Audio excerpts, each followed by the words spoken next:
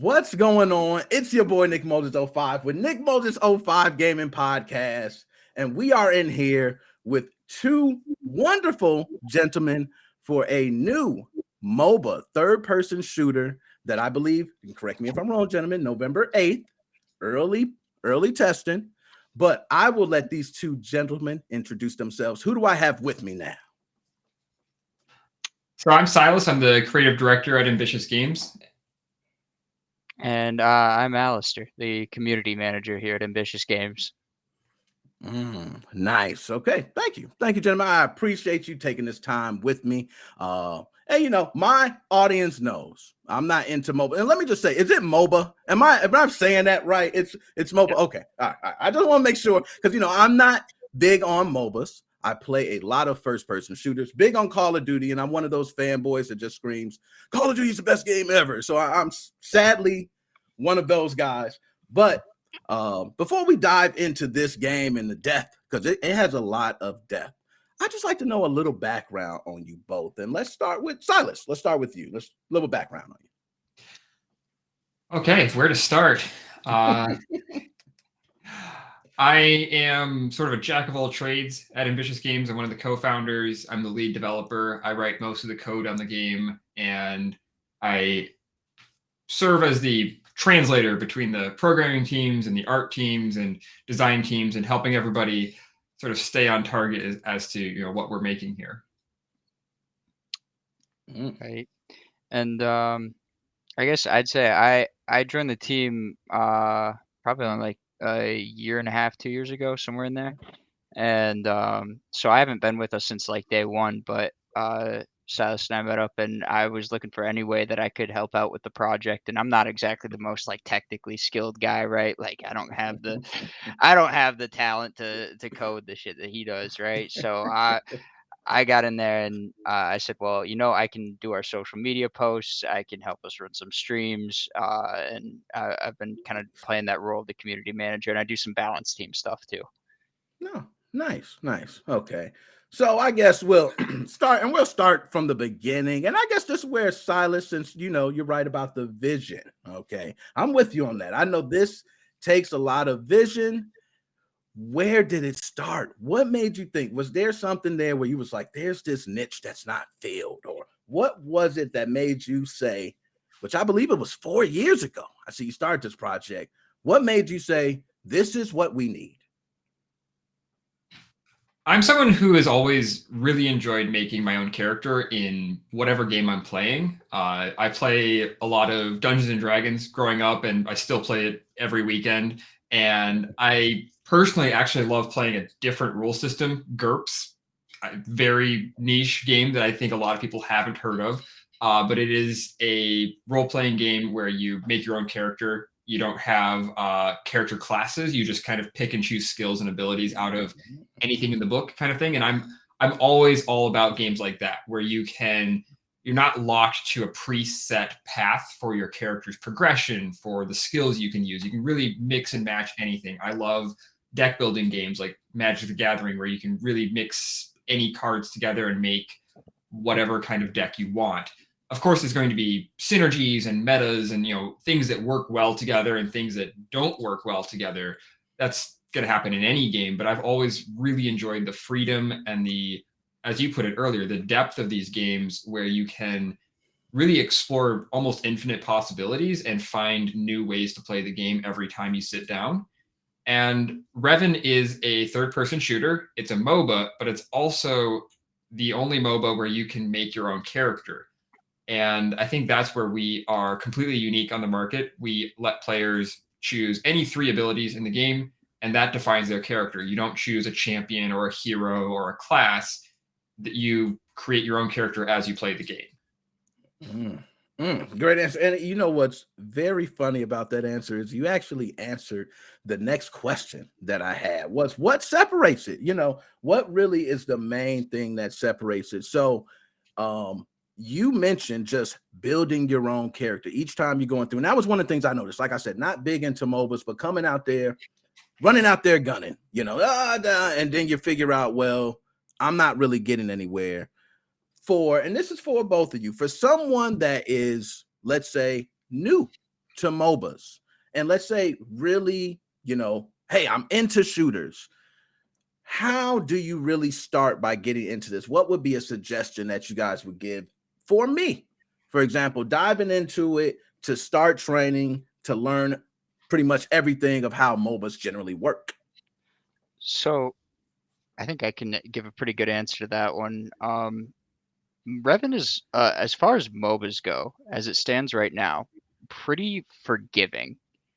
And we've taken a lot of steps to make sure that it is like a pretty accessible game if you're coming over from like the shooter marketplace and you just are just now trying your first MOBA ever.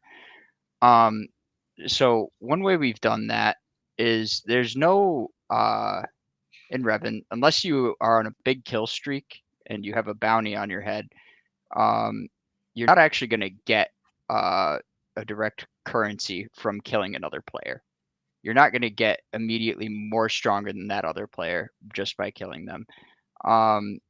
And this is a big issue in other MOBAs that we noticed where, say in like League, you die twice in lane and your game is over. Like you're dead for the next 30 minutes. You're not coming back.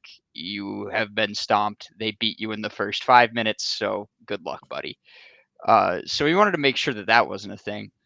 Also, because every player is using a gun as their primary means of farming minions, farming jungle camps, and executing on these kind of MOBA ideas, that shooter player is going to feel really empowered because they're going to be able to use something that they're really familiar with in order to accelerate themselves within a MOBA environment. Otherwise, there are a plethora of items that support using your gun as your primary ways of fighting people. There's obviously like ways that you can make sort of like caster builds if you want to focus on abilities and be, kind of creative in that regard. But if you are just like a run and gun coming off a COD, you can just spam build weapon damage and you can get pretty far in REVN doing that. Yeah. You'll be squishy, but if you're playing COD, you're used to dying in a couple of hits.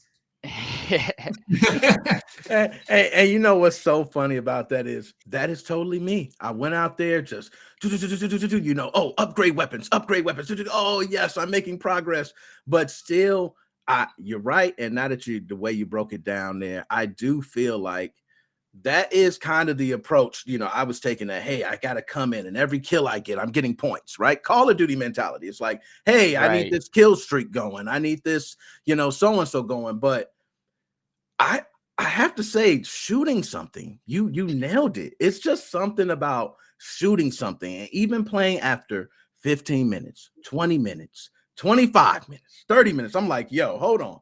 I still feel like I could upgrade. There's something I could change. There's something I could do. So, I mean, I have to give you gentlemen kudos. Okay. I got to give you gentlemen kudos on that. But let me say, as far as third person over the shoulder view, I love it. What made you guys go with that? I mean, we got over the top views, first person view, which is very popular. What did you see? Was there any play testing that made you decide this is best, or what made the third person over the shoulder view kind of good? I think I'm going to answer that because we made that decision before Alistair joined the team.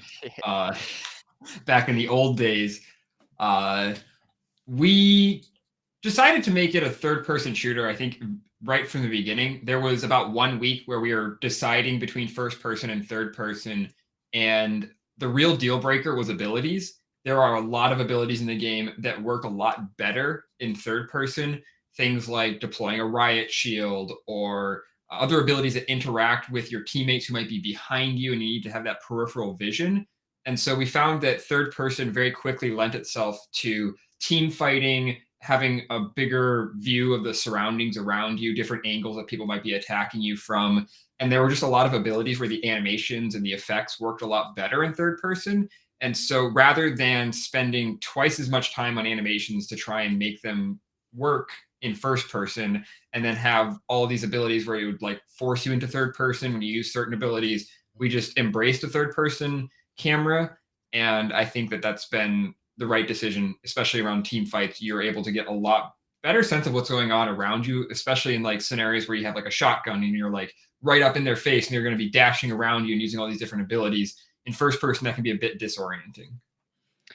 And I think on that too, you also come from a background of like a lot of third person games that you enjoy Yeah. too. So I mean, obviously in any form of art, and I think game development is kind of a form of art, there's you're gonna take inspiration from somewhere. So I know you played like Warframe and A lot of Warframe. Yeah. Star Wars Battlefront 2 was one you mentioned to me once, and I definitely felt that because I'm a huge lover of Star Wars Battlefront 2. But yeah, Yeah, I think that those two games, Warframe and Battlefront 2, those two inspired a lot of the combat feel, the third person camera feel, the gun feel, that kind of thing came from those games as being, the games that I love. And I tried to put that into REVN. Going back to your earlier question that Alistair answered about what a shooter player might need to learn to get into the game, and what sort of things ease that path from, okay, I play COD, I play Battlefield, what does it take to transition to playing a MOBA? I think that the two things that are like new are going to be items and abilities. I think in a lot of these shooters you do have abilities. You have Overwatch where it's a hero shooter, and I think that'll be very, very familiar to a lot of players.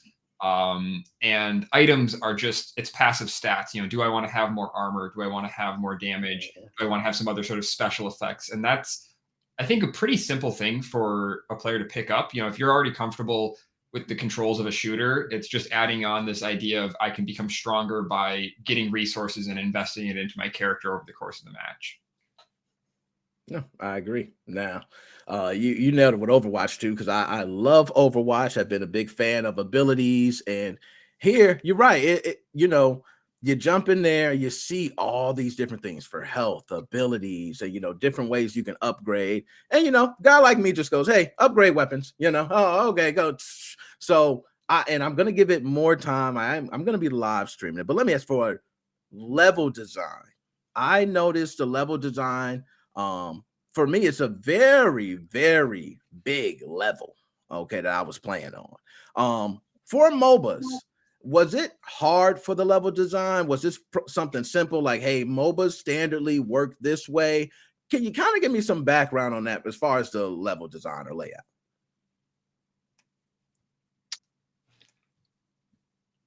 yeah, we got some. I mean, level design is kind of an ongoing battle for us. So when it comes to level design, there's like a few different facets that we kind of auto include because we're trying to be a MOBA game.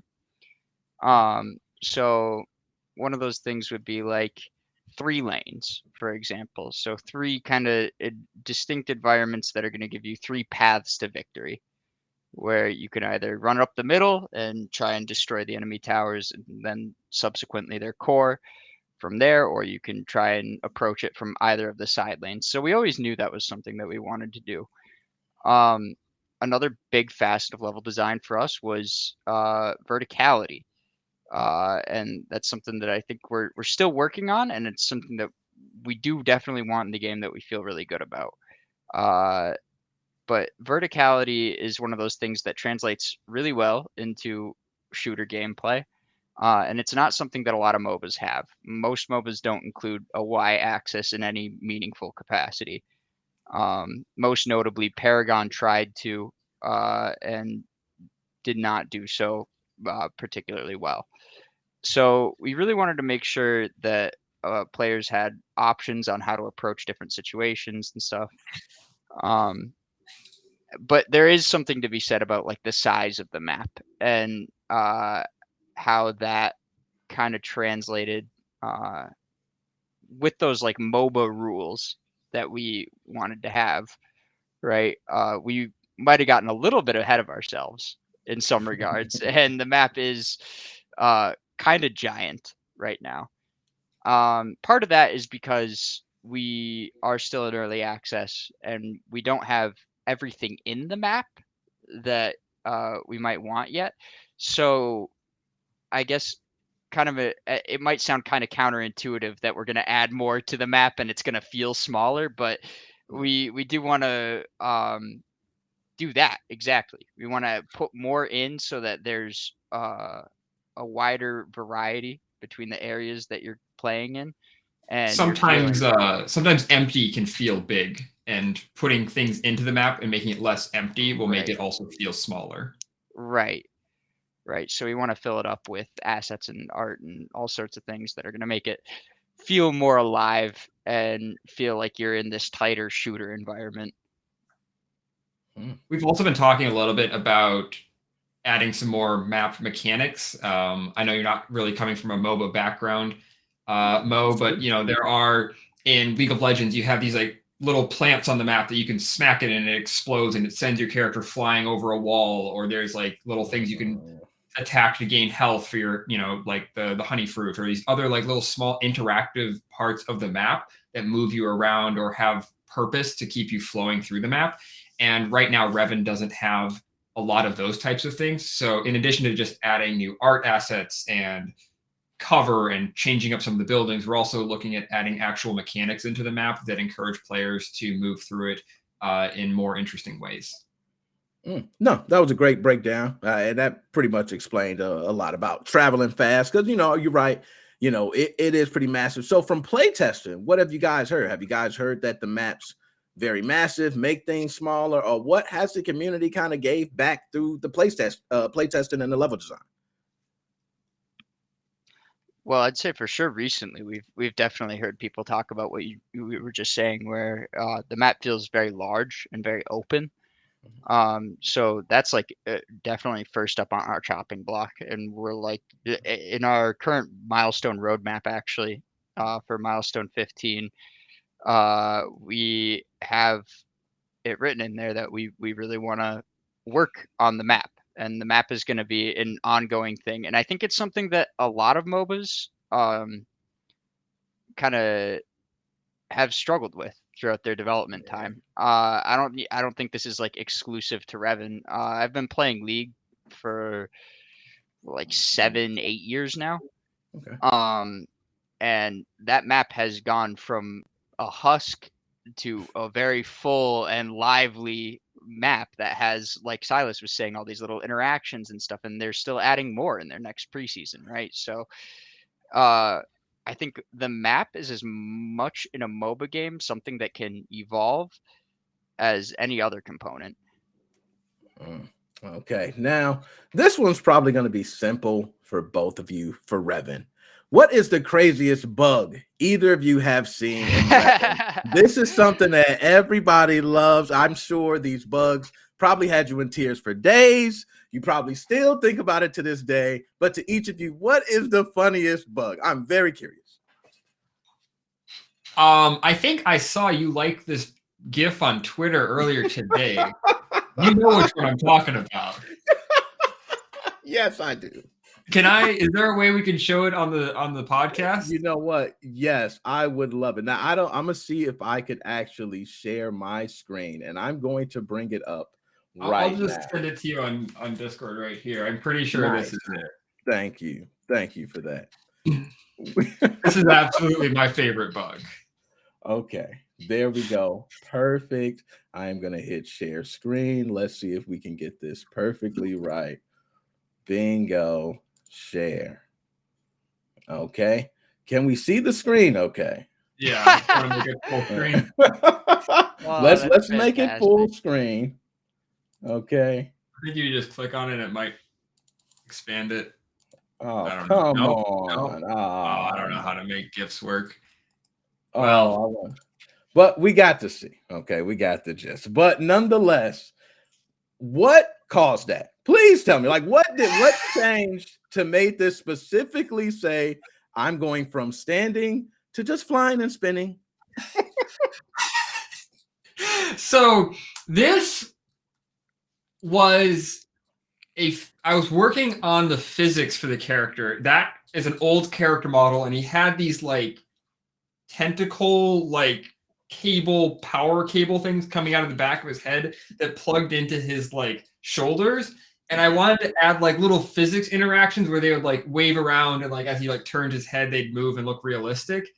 And for whatever reason, when I turned on the physics for those, they started spinning and it just propelled the character upwards. I have no idea why.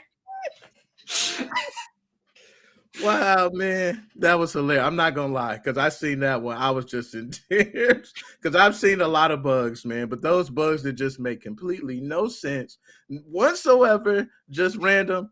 I love it, man. Now, Alistair, is there any bug in particular? I don't know if that one you were part of, or Yeah, I but wasn't actually aware of that until just now, but I I would tried to have, hide that one for a while. That one's yeah, bad.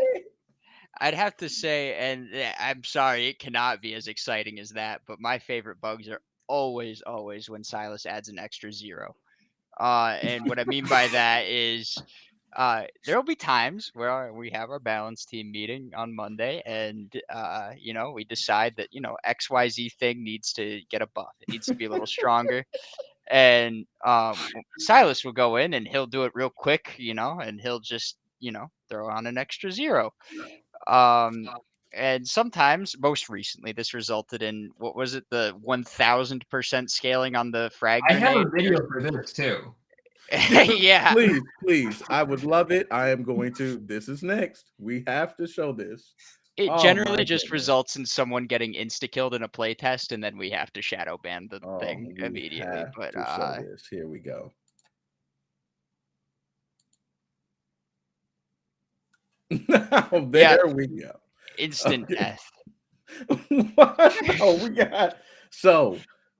How does this work for you, Silas? When you add that extra zero, do you feel like, because I can guarantee balancing is something that many games, okay, not just REVN, but many games say, hey, we want to be able to get fine tuning with balancing. When you add that zero, what tends to be the outcome? Silas, if you tell me. Please. So in this particular case, what I was changing was the percentage scaling multiplier. So it was like the grenade does 200 damage or something like that. And then if you have extra bonus weapon damage from your items, it'll take a percentage of that and then add it to the grenade's damage. So, if you're late game, your character's got an extra 20 damage on their gun, it adds an extra like 40 damage to your grenade as well. There's a percentage multiplier on there.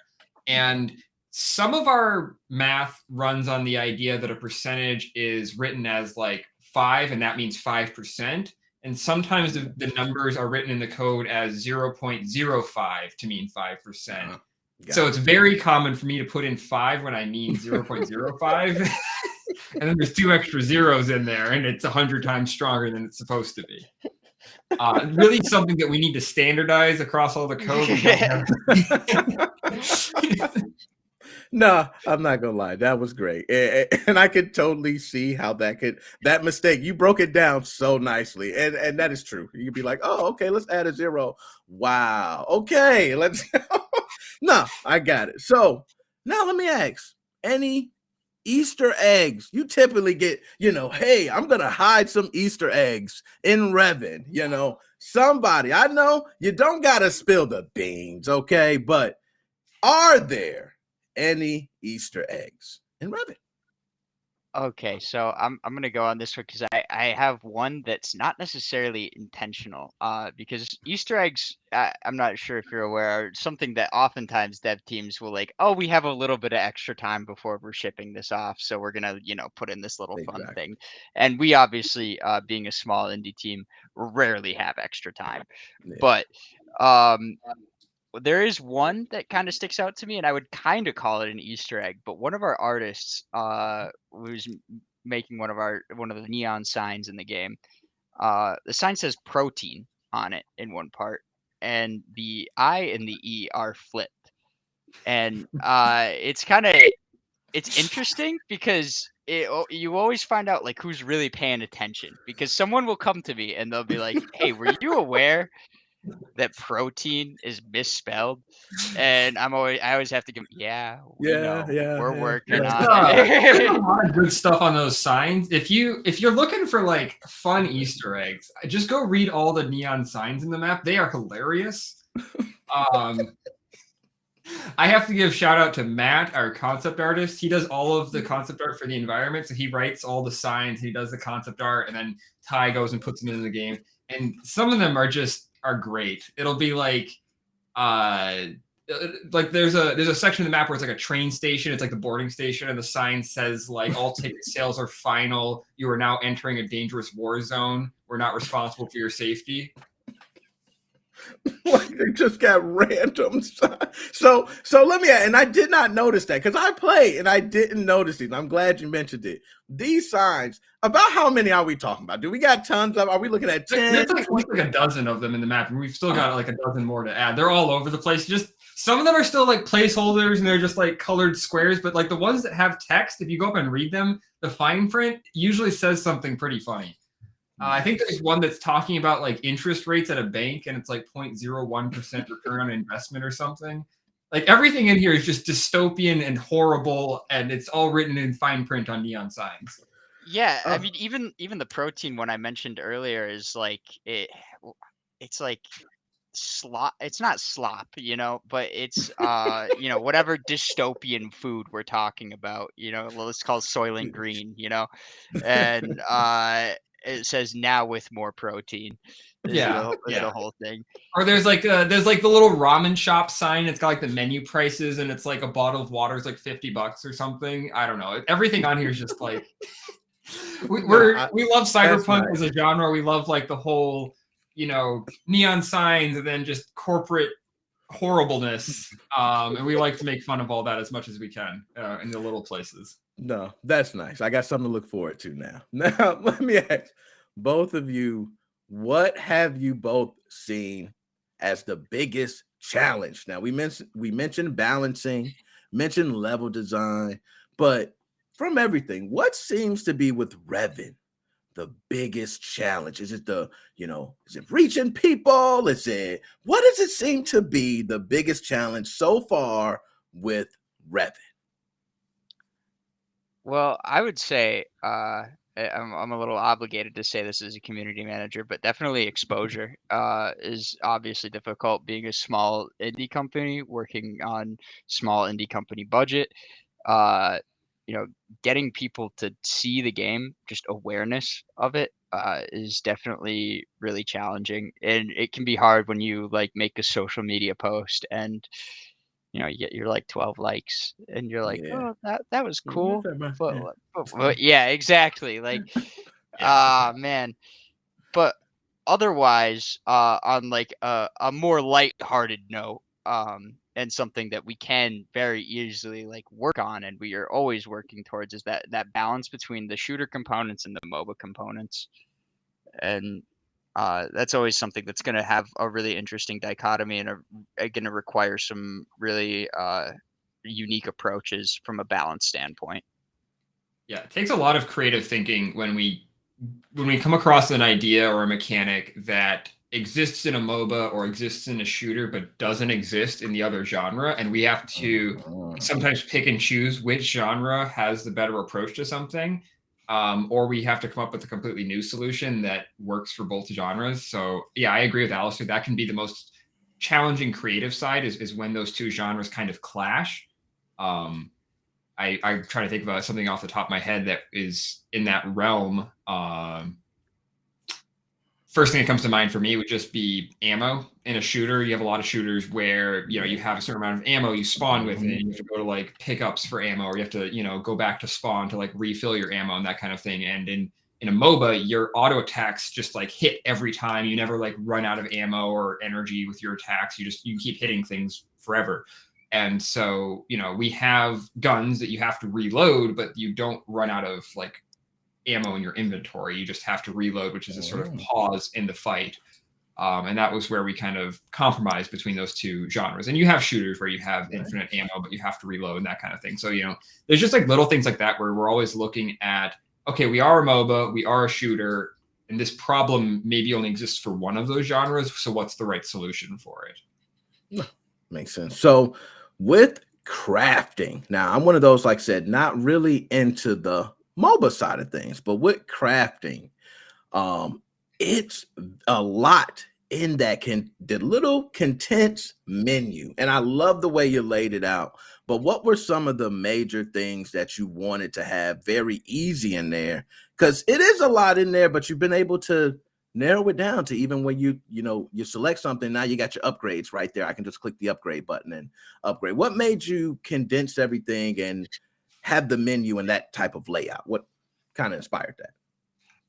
So a lot of other MOBAs, particularly League of Legends, have item recipes where you'll buy a dagger and a longsword and a piece of armor, and then you like combine them together to create this other item that's a machine gun. I totally made all of that up, but Alistair can actually give you an exact example. I don't have the item recipes memorized after 3 years of playing that game. But you basically buy like 3 things, and then you can like combine them together, and it creates this new thing that's stronger than all of them put together. And that is how League works. And we decided to take a different approach where you choose what you want from the beginning.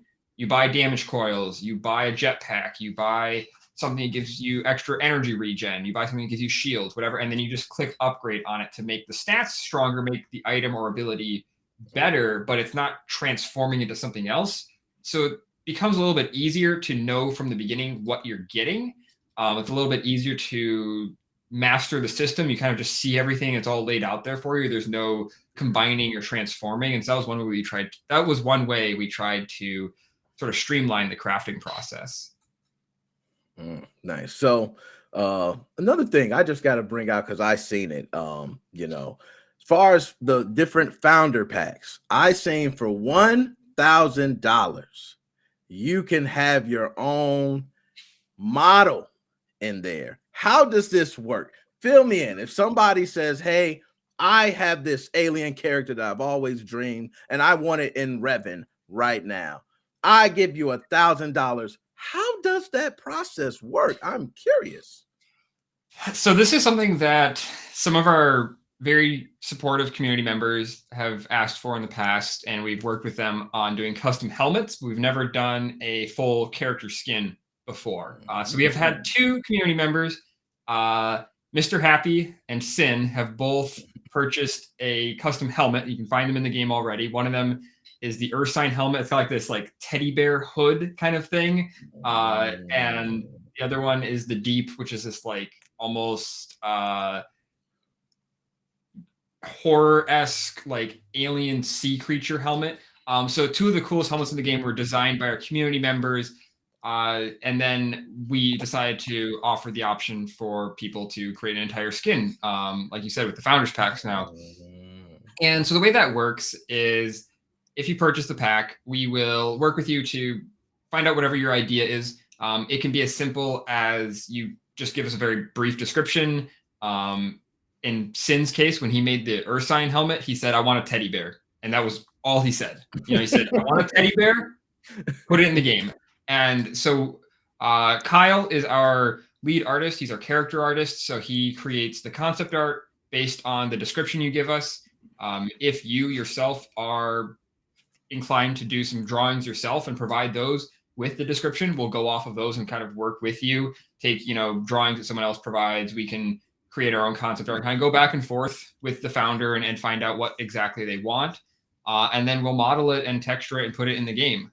It will take a little bit of time, of course. Everything takes a little bit of time. So I think we have the delivery date on there set to January or February of next year. Kind of give ourselves a little bit of time to finish it, and it kind of depends how many people buy one and all that kind of thing. But yeah, it's absolutely something that people can do if they'd like to support the game like that.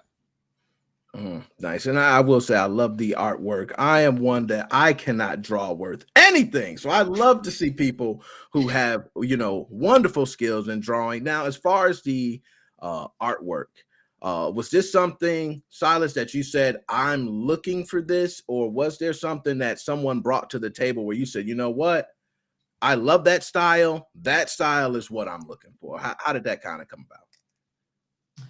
So in the beginning, there was me and a couple other guys working on the game, and none of us were artists. We had a business guy, a programmer, that was me, and one other person who I think was doing some other programming as well at the time. and he left very shortly after. We replaced him with someone else. You know how it goes. In the beginning, we didn't really have an artist, so I was also the artist and the programmer. And I was in college. I was taking art classes because I was bad at art, and I thought, hey, if I take art classes in college, I'll get better at art. I didn't. I tried. I did not. I would think the same too. And so one day after class, I was just sitting in the lobby of my dorm on my laptop working on a character model for the game. And Kyle walks by. We had a class together. We had like hung out a couple of times, gotten lunch, that kind of thing, and played Magic the Gathering. And he walked by and he saw me working on this, and he's like, "What are you doing?" I'm like, "Well, I'm making this video game, and this is one of the characters for it." And Kyle, at this point, had used Blender once. Blender is the 3D modeling software we use to make the character models, right? And he'd like tried it once and like followed like a YouTube tutorial in high school, but like had basically no idea how it worked. And he was like, "Well, I think I can do it better than you." And he sat down, took my laptop away from me, and took the thing I was working with and made it good in like 3 hours while I was just sitting there watching him dumbstruck. I was like, okay, this guy clearly can take my ideas, but terrible execution, and execute them a lot better than I could ever do. And that's how Kyle joined the team. Was he took my pencil away from me and did it better. We still joke about it to this day. And yeah, so I think the art style for REVN has really been a collaboration between Kyle and I. It's his execution, it's his vision in a lot of ways, you know, as far as what meshes well with everything, bringing everything together and making sure that things are like really high quality and that kind of thing.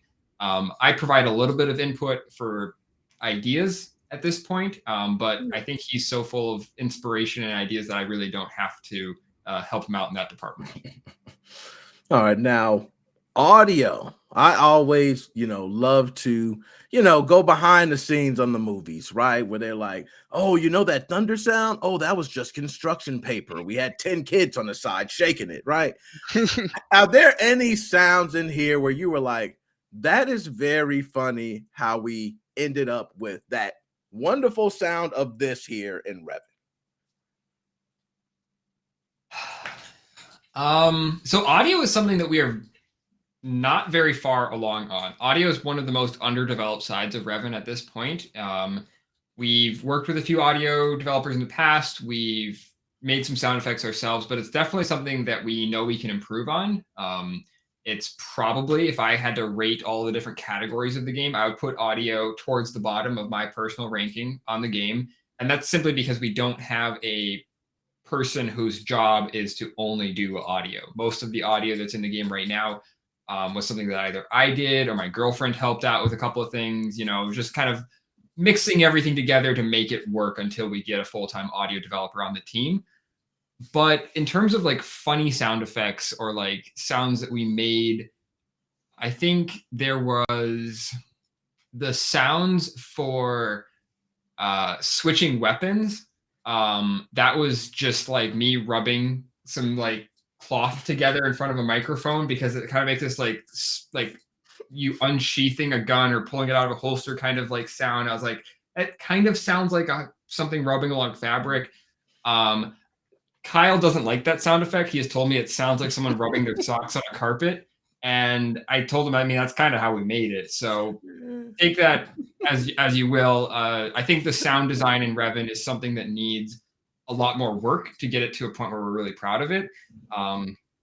Some of the music for the game, particularly the music in the trailer, that was composed by one of our community members. So that's really cool that we were able to work with someone who's been playing the game and playing during the closed alpha and supported us during the crowdfunding in the past. They were able to contribute some music to the project. So that was really cool. And I didn't even notice. So I guess all the other things stood out so much that I didn't even notice anything.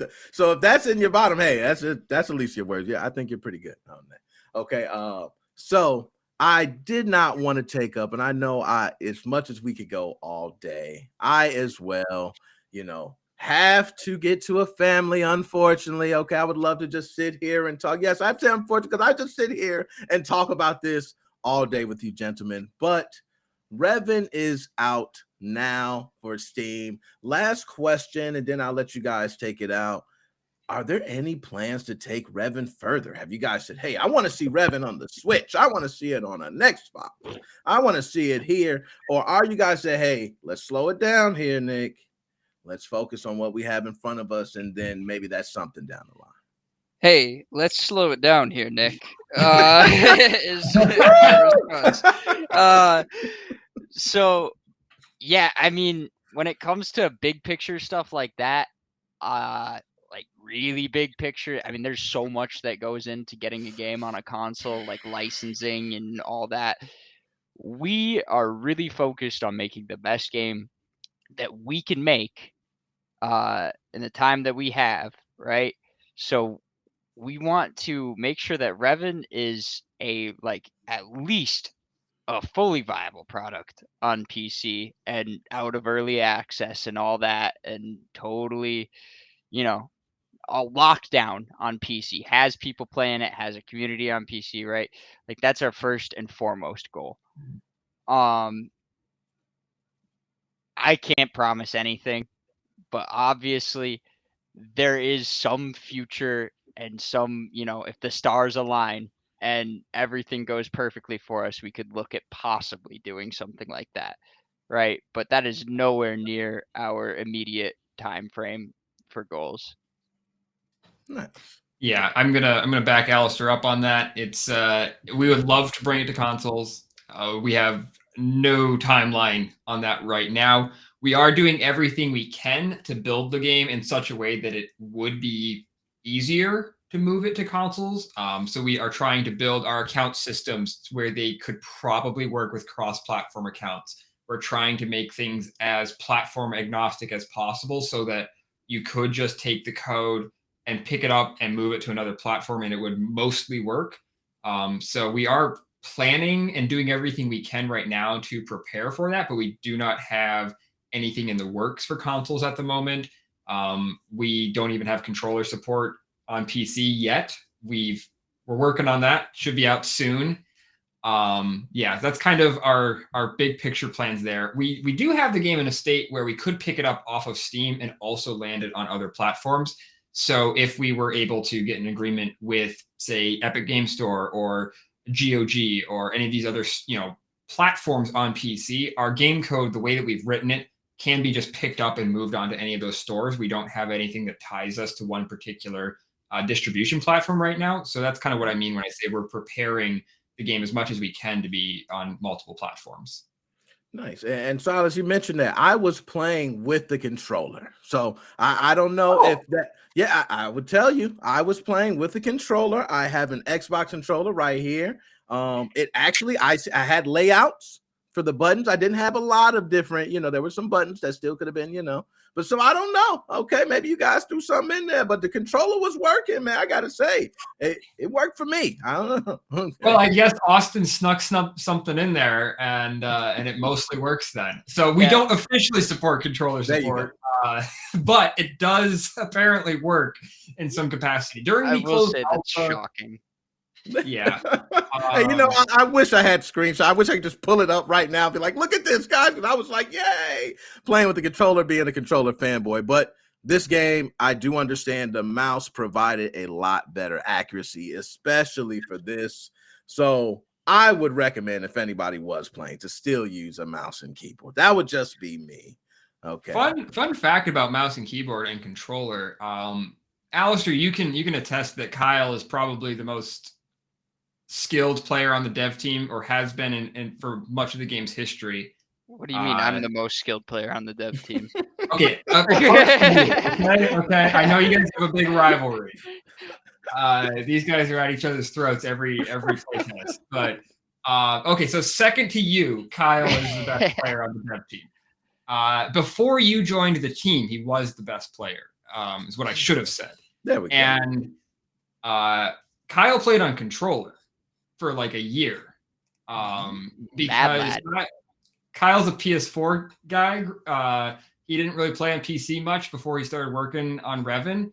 And so when he started working on REVN and we would do playtests, he was like, guys, I don't know how to do the mouse and keyboard thing. Give me a controller. So we put in very basic controller support, which apparently still works. And he used that, and he was just dominating every single playtest against the rest of the devs.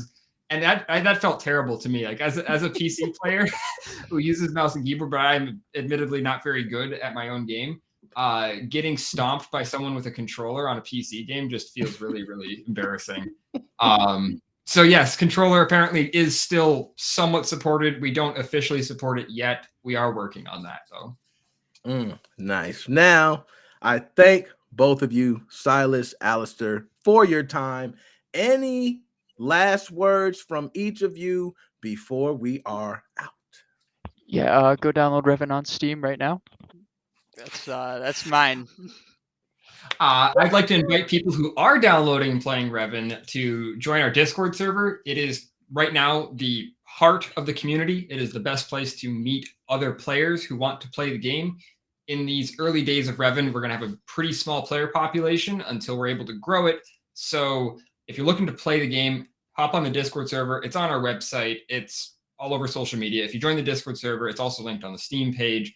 You're going to be able to find other players who are looking to play most hours of the day, as well as on Wednesday evenings at 7 p.m. Eastern Standard Time, we have our weekly community playtests with the dev team. And so Alistair, myself, Kyle, Austin, all the other devs, we log on and we play the game every Wednesday night at 7 o'clock. And that's like the best time to get in, play the game, and give us feedback directly. You can tell us, hey, I found this interesting bug, or I found this cool build, or when are you guys adding this new gun, and that kind of thing. And we love to have those conversations with people on Discord. So I would highly encourage people who are checking out REVN to hop on the Discord and join us for those playtests. I will be including all that information also in the description of this. I want to make sure, you know, everything we can. Wednesday at 7 p.m. I'm hoping to just be live Twitch. You guys are on. I'm going to go live too. Hey, why not? You know what I mean? I'm playing now. I got to warm up. So by that time, you guys don't be whooping me up. Okay. I should be nice and, you know, a little better by that time. But Alistair, Silas, again, I appreciate both of your time. REVN, download now, and the Discord, go there and make sure. Is there anything else I leave out? Is that everything? Early test build, guys. So I don't want people to also say, because I hear a lot of people do say, you know, being as early test build, they say, hey, well, you know, we expect this or we expect that. So you guys are there in the Discord to speak with. I can testify. I reached out to you guys. Very accessible. I love that about you, gentlemen. So I appreciate your time. Thank you. Appreciate the opportunity. Thanks. Take it easy. We are out.